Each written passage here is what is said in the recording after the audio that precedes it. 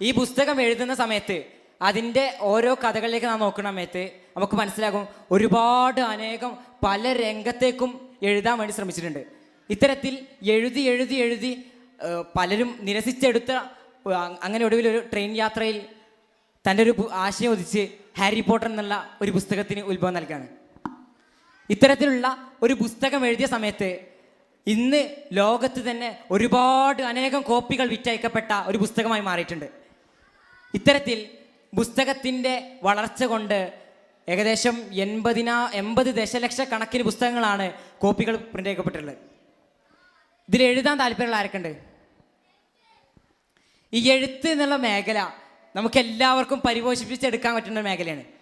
പക്ഷേ നമ്മൾ ഒരുപാട് അയച്ചാലും നിരസിക്കാനും എല്ലാത്തിനും ഒരുപാട് പേരുണ്ടാകും. പക്ഷെ അവിടെ തളരാതെ നിൽക്കലാണ് യഥാർത്ഥത്തിൽ നമ്മുടെ വിജയം എന്ന് പറയുന്നത്. ജീവിതത്തിൽ പ്രതിസന്ധികളില്ലാണ്ട് വിജയം കൈവരിച്ച ഒരാളും ഇല്ല. അതായത് നമുക്ക് അറിയുമെന്നറിയില്ല, ചിലർക്കെല്ലാം അറിയുന്നുണ്ടാവും. അരുണിമ എന്ന് പറഞ്ഞൊരു സ്ത്രീ കേട്ടിട്ടുണ്ടോ? ഇന്ത്യൻ ചരിത്രത്തിൽ തന്നെ എവറസ്റ്റ് കൊടുമുടി വികലാംഗയായ ഒരു സ്ത്രീ കീഴടക്കിയത് ലോകത്ത് തന്നെ ആദ്യമായിട്ട് അരുണിമ സിംഹയാണ്. അവൾ തൻ്റെ ജീവിതത്തിൽ ഒരു volleyball national level volleyball player ആയിരുന്ന അരുണിമ ഒരു ആക്സിഡൻറ്റിൽ ട്രെയിനിൽ നിന്ന് തള്ളിയിടുന്ന സാഹചര്യത്തിൽ തൻ്റെ വലതുകാൽ നഷ്ടപ്പെടുകയും പിന്നീടുള്ള ജീവിതത്തിൽ എല്ലാവരും ഉറപ്പിച്ചു വോളിബോൾ ഒരിക്കലും കളിക്കാൻ കഴിയില്ല, കാരണം കാലില്ലാതെ കളിക്കുക എന്ന് പറഞ്ഞാൽ ഒരാൾക്കും കഴിയാത്ത ഒന്നാണ്. പക്ഷെ അവിടെ എല്ലാവരും അരുണിമൻ്റെ ജീവിതം നശിച്ചു എന്നുകൊണ്ട് ഉറപ്പിച്ച സമയത്താണ് താൻ എവറസ്റ്റ് കൊടുമുടി കീഴടക്കുന്നുള്ളൊരു പ്രഖ്യാപനം നടത്തുകയും ഇന്ന് ഇന്ത്യയിൽ നിന്ന് തന്നെ ലോകത്ത് വികലാംഗമായി ഒരു സ്ത്രീ എവറസ്റ്റ് കൊടുമുടി കീഴടക്കിയിട്ടുണ്ടെങ്കിൽ അതിൻ്റെ ഉത്തരം അരുണിമ എന്ന് തന്നെയാണ്. അവൾ തൻ്റെ ജീവിതത്തിൽ എഴുതപ്പെട്ടിട്ടുള്ള ഒരു ആത്മകഥയുണ്ട്, born again on the mountain എന്ന് പറഞ്ഞിട്ടുള്ള ഈ പുസ്തകം.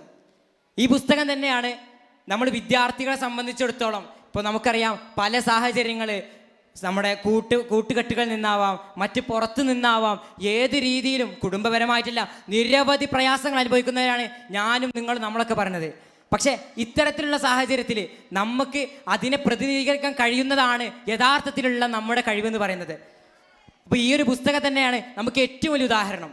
അതുപോലെ നമുക്കറിയാം നമ്മുടെ എല്ലാം നേതൃത്വം നമ്മുടെ മഅ്ദിൻ അക്കാദമിയുടെ ചെയർമാൻ ആരാണ്? ഈ വെല്ലുസ്താദിൻ്റെ ജീവിതം തന്നെ നാം നോക്കുകയാണെങ്കിൽ വെല്ലുസ്താദ് പ്രസംഗം പറയുന്നത് ഇന്ന് ഇൻ്റർനാഷണൽ ലെവൽ സഭകളിലെല്ലാം എണീറ്റ് നിന്ന് ഒരുപാട് നേരം പ്രസംഗിക്കാൻ കഴിയുന്നുണ്ട്. ഇത്തരത്തിൽ പ്രസംഗത്തിൻ്റെ വെല്ലുസ്താദിൻ്റെ പുസ്തകമായിട്ടുള്ള ജീവിതം ഇതുവരെ നിങ്ങളെല്ലാവരും വായിച്ചിട്ടുണ്ടോ? ഈ പുസ്തകത്തിൻ്റെ തുടക്ക ഭാഗത്ത് തന്നെ പറയുന്നുണ്ട് തൻ്റെ ജീവിതത്തിൽ തനിക്ക് കിട്ടില്ല എന്നല്ല, തന്നെ കൊണ്ട് കഴിയില്ലാത്തൊരു കാര്യത്തെ ആദ്യമായി അഭിമുഖീകരിക്കുന്നുണ്ടായുള്ള അനുഭവം. ഇടയിൽ വെച്ച് വളരെ തുച്ഛമായ ചിലത് മാത്രം പറഞ്ഞുകൊണ്ട് ഇറങ്ങിപ്പോകുന്ന സാഹചര്യം ഉണ്ടായിട്ടുണ്ട്. അപ്പോൾ ഇന്ന് ഇത്തരത്തിൽ ഇതെല്ലാം ഏറ്റവും വലിയ മാതൃകയായി മാറുന്നത് പ്രാക്ടീസാണ്. ജീവിതത്തിൽ ആദ്യം വേണ്ടത്, നമ്മുടെ ഒരു വിജയം വേണമെന്നുണ്ടെങ്കിൽ ആദ്യം നമുക്കെല്ലാവർക്കും വേണ്ടത് എന്താണ്?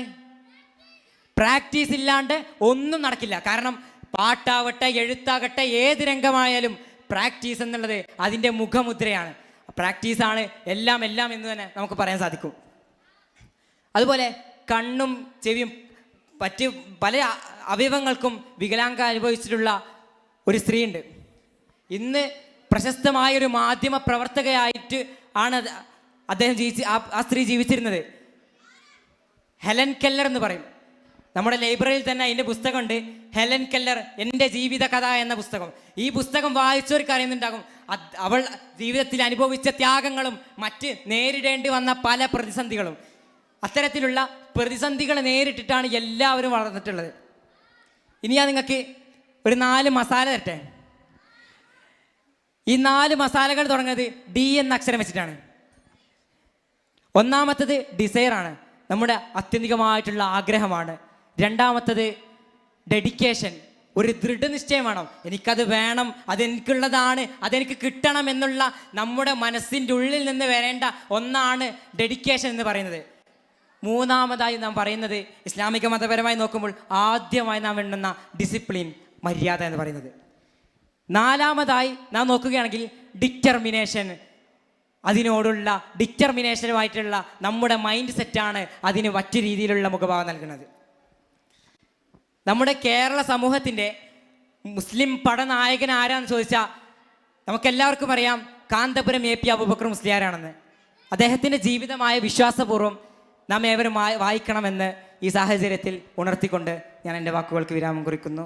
വാഹൃദ അൽഹംദുലില്ലാഹി റബ്ബിൽ ആലമീൻ. അസ്സലാമു അലൈക്കും വറഹ്മത്തുള്ളാഹി.